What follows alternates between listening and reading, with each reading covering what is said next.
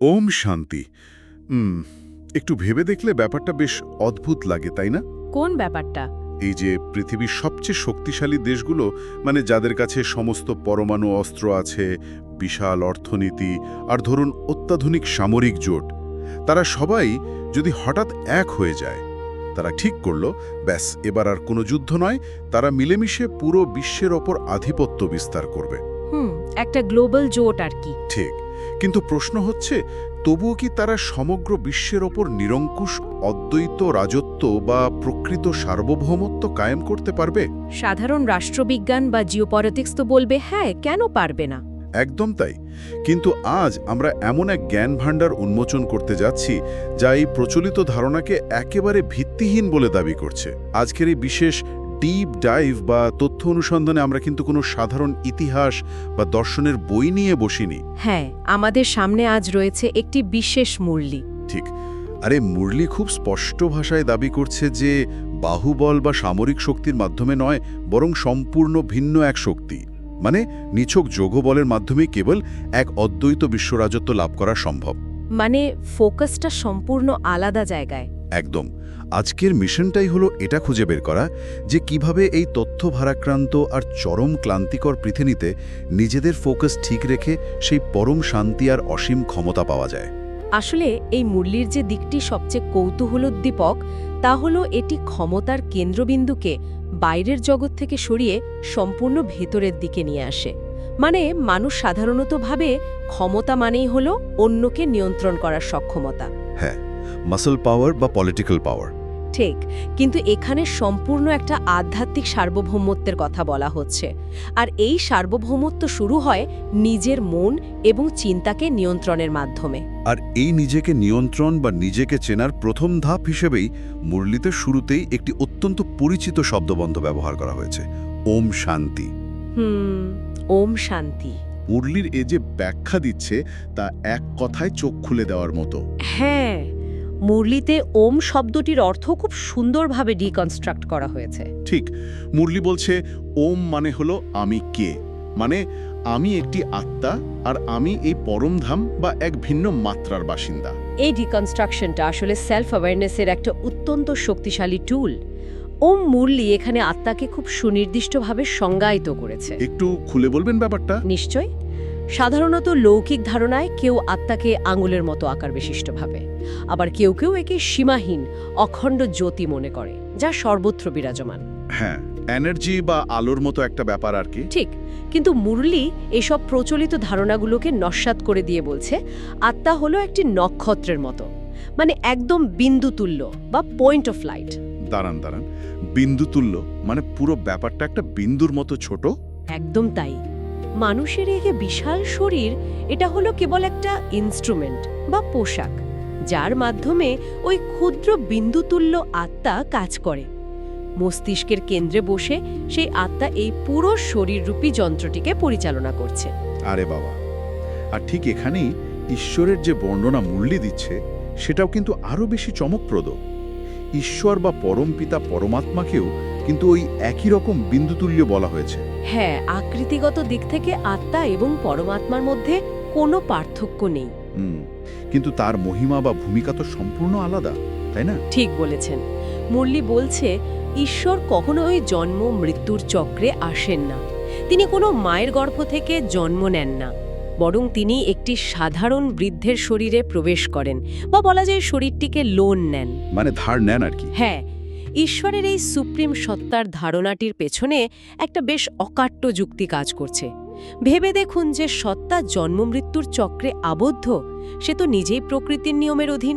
একদম ঠিক কথা। পরমপিতা পরমাত্মাকে অন্যান্য লৌকিক গুরু বা তথাকথিত অবতারদের থেকে আলাদা করা হয়েছে কারণ তিনি প্রকৃতির এই নিয়মের ঊর্ধ্বে।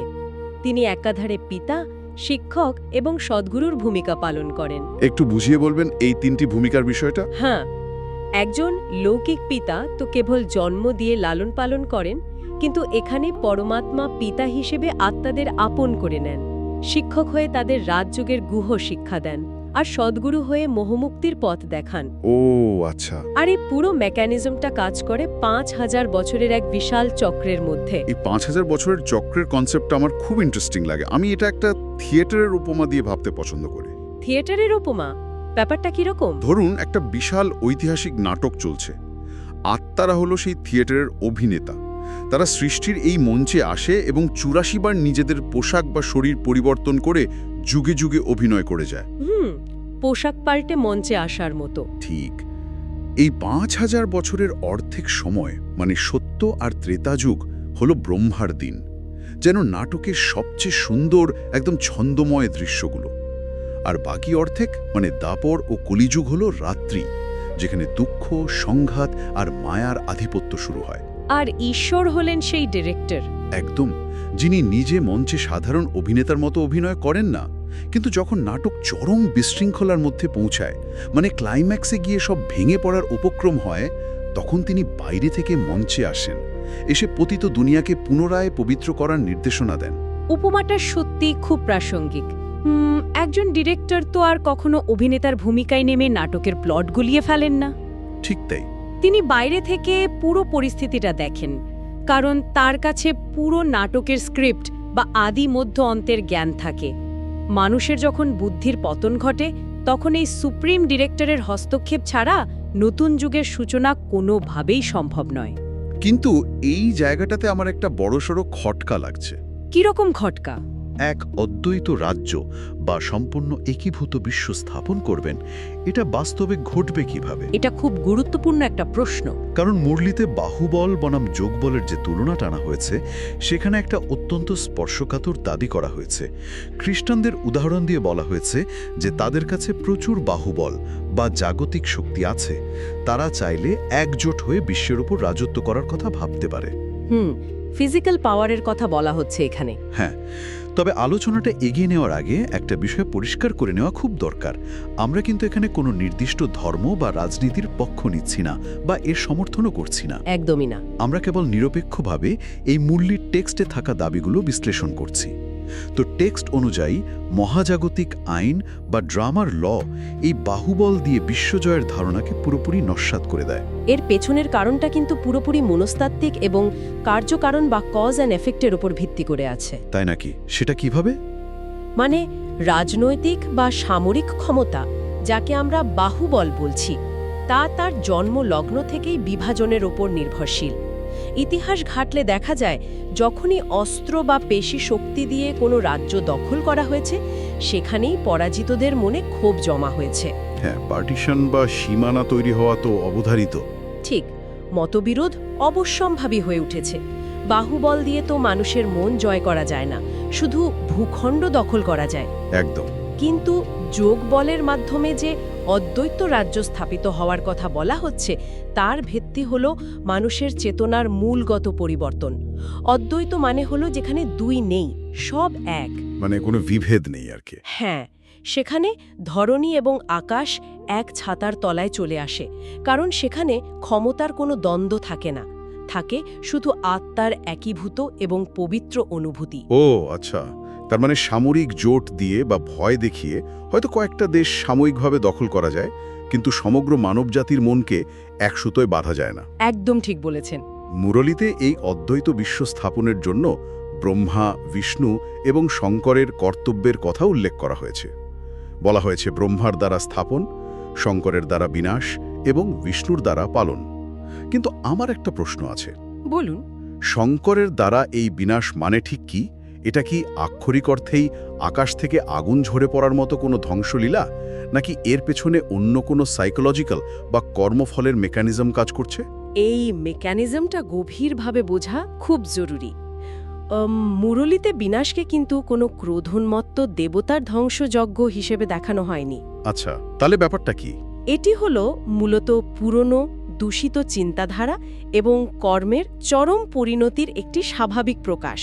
মানুষ যখন তার নিজের তৈরি করা নেতিবাচক কর্ম, মোহ এবং লোভের ভারে জর্জরিত হয়ে পড়ে, তখন সেই পুরনো সিস্টেমের পতন অনিবার্য হয়ে ওঠে।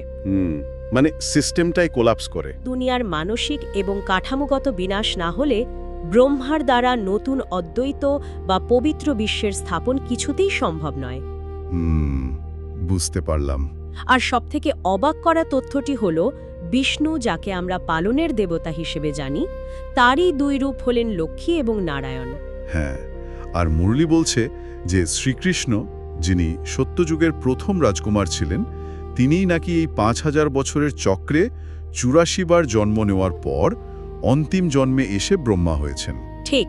মানে আত্মার এই জার্নিটা একটা বিশাল বৃত্তের মতো, যেখান থেকে শুরু, দীর্ঘ যাত্রা শেষে ঠিক সেখানেই আবার ফিরে আসা। কিন্তু একটা কথা ভাবুন তো, কি কথা?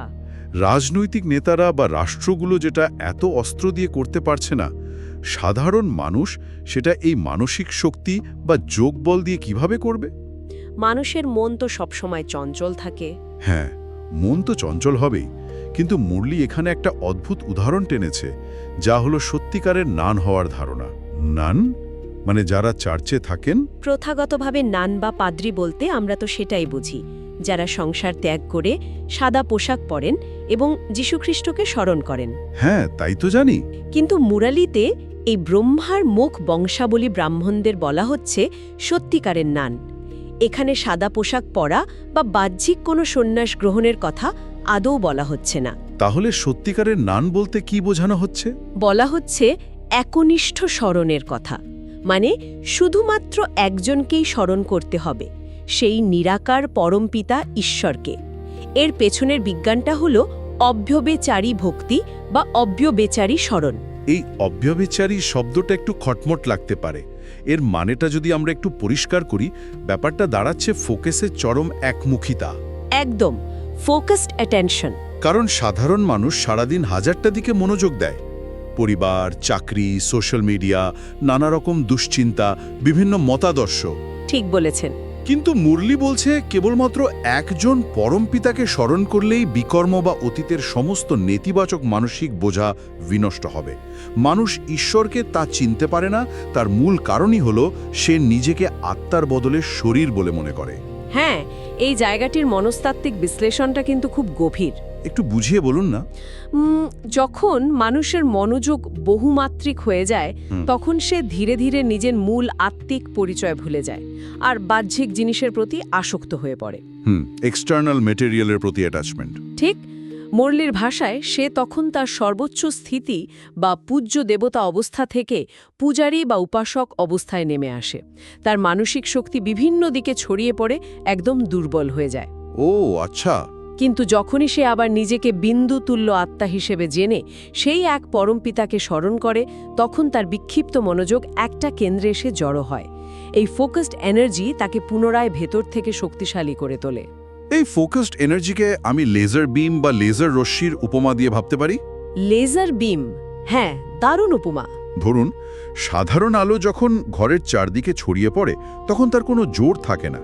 ওই আলো দিয়ে সামান্য এক টুকরো কাগজও পোড়ানো যায় না। একদম। কিন্তু সেই একই আলোকে যখন অপটিক্যাল লেন্সের মাধ্যমে একটি নির্দিষ্ট বিন্দুতে ফোকাস করা হয়, তখন তা তীব্র লেজার বিমে পরিণত হয়, আর তখন তা পুরো লোহার পাতও কেটে ফেলতে পারে। খুব সুন্দর বলেছেন। এখানে ঠিক সেই মেকানিজমের কথাই বলা হচ্ছে। মনের সমস্ত বিক্ষিপ্ত মনোযোগকে একত্রিত করে একটি বিন্দুতে, অর্থাৎ বিন্দুতুল্য ঈশ্বরের প্রতি নিবদ্ধ করলে সেই তীব্র যোগবল যে কোনো পুরনো নেতিবাচক স্বভাব, মানসিক বাধা বা পাপকে সমূলে কেটে ফেলতে পারে। অসাধারণ একটা কনসেপ্ট। আর এই একনিষ্ঠ পবিত্র থাকার প্রতিজ্ঞাকেই মুরলীতে রাখিবন্ধন উৎসবের প্রকৃত অর্থ হিসাবে তুলে ধরা হয়েছে। মানে রাখিবন্ধনটা শুধু ভাই বোনের উৎসব নয়? না, রাখিবন্ধন মানে কেবল বছরে একদিন হাতে একটা সুতো বাঁধা নয়। এটি হলো নিজের মনের সাথে, নিজের চেতনার সাথে একটা চূড়ান্ত চুক্তি করা। কিসের চুক্তি? যে অন্তিম জন্মে সম্পূর্ণ পবিত্র থাকতে হবে, নিজের ফোকাসকে কিছুতেই বিচ্যুত হতে দেওয়া যাবে না। একটু থামাই আপনাকে। এতক্ষণ তো আমরা শুধু নিজের ভেতরের ফোকাস আর পবিত্রতার কথা বললাম, কিন্তু মানুষ তো সমাজবদ্ধ জীব, তাই না? চারপাশের দুনিয়ার প্রতিও একটা দায়িত্ব থাকে। হ্যাঁ, তা তো বটেই। যোগ বল দিয়ে কেউ নিজে হয়তো পবিত্র হলো, কিন্তু বাইরের এই অসুস্থ সমাজটার কি হবে? মুরলীতে কি এর কোনো সমাধান দেওয়া আছে? হ্যাঁ, এর খুব সুন্দর একটা উত্তর দেওয়া হয়েছে। আধ্যাত্মিক হাসপাতাল কাম ইউনিভার্সিটি খোলার নির্দেশের মাধ্যমে। আধ্যাত্মিক হাসপাতাল মানে স্পিরিচুয়াল হসপিটাল? একদম। সাধারণ সমাজসেবা আর আধ্যাত্মিক সমাজসেবার মধ্যে একটা বড় পার্থক্য আছে যা আমাদের বুঝতে হবে। সাধারণ সমাজসেবকরা হয়তো অন্নদান করছেন বা ফিজিক্যাল হাসপাতাল তৈরি করে দিচ্ছেন, সেখানে গেলে মানুষের শারীরিক রোগের চিকিৎসা হয়। ঠিক। কিন্তু এই আধ্যাত্মিক হাসপাতালে মানুষের নেচার বা স্বভাব পরিবর্তনের চিকিৎসা হয়। মানুষকে মনস্তাত্ত্বিকভাবে ভেতর থেকে সুস্থ করে তোলা হয়। মুরলির ভাষায় এই আধ্যাত্মিক হাসপাতাল এবং বিশ্ববিদ্যালয় থেকে মানুষ এভার হেলদি আর এভার ওয়েলদি হতে পারে। দাঁড়ান, এখানে একটু লজিক্যাল ব্রেক নিচ্ছি। বলুন। এই যে আধ্যাত্মিক জ্ঞান দিয়ে মানসিকভাবে হেলদি বা সুস্থ হওয়ার ব্যাপারটা বলা হলো, সেটা তো পুরোপুরি বোঝা যাচ্ছে। মনের ফোকাস বাড়লে মানসিক চাপ কমে যায়, মানুষ সুস্থ থাকে। হ্যাঁ, কিন্তু স্পিরিচুয়ালিটি দিয়ে ওয়েলথ বা সম্পত্তি পাওয়ার ব্যাপারটা কি একটু বেশি রূপকধর্মী বা অবাস্তব শোনাচ্ছে না? আধ্যাত্মিকতার সাথে তো আমরা সাধারণত সব ছেড়ে ছুড়ে দেওয়ার ধারণাকে মিলিয়ে ফেলি। হ্যাঁ, অনেকেই তাই ভাবে। তাহলে সেখানে এই 21 জন্মের জন্য উত্তরাধিকার বা ধনসম্পত্তির প্রাপ্তি কিভাবে কাজ করে? এর পেছনের বিজ্ঞানটা ঠিক কি? এটা মোটেও অবাস্তব কিছু নয়। এটা হলো কর্ম এবং তার পরিণতির অত্যন্ত সূক্ষ্ম একটি বিজ্ঞান, law of Karma. Law of কর্মা কিভাবে কাজ করে সেটা এখানে? মুরলি বোঝাচ্ছে যে মানুষ যখন সৃষ্টির চক্রকে গভীরভাবে জানতে পারে এবং যোগের দ্বারা নিজের মনস্তাত্ত্বিক স্থিতি বা হেলথ ঠিক করে, তখন তার চিন্তা করার ধরন এবং সিদ্ধান্ত নেওয়ার ক্ষমতা নিখুঁত হতে শুরু করে। ডিসিশন মেকিং বেটার হয়। ঠিক। ঈশ্বর বা পরম সত্যের উদ্দেশ্যে যখন সরাসরি কোনো কর্ম বা সময় অর্পণ করা হয়, তখন অবচেতন মনে শ্রেষ্ঠ কর্মের বীজ বপন হয়। এই নিঃস্বার্থ এবং নিখুঁত কর্মগুলো আত্মার মধ্যে এমন কিছু সংস্কার বা ইমপ্রেশন তৈরি করে যা তাকে সর্বদা সঠিক পথে চালিত করে। আর তার ফলেই ওয়েলথ আসে। একদম। এই সঠিক বীজ বপনের ফলস্বরূপই ভবিষ্যৎ জন্মগুলোতে তার সর্বাঙ্গীন সমৃদ্ধি বা ওয়েলথ নিশ্চিত হয়।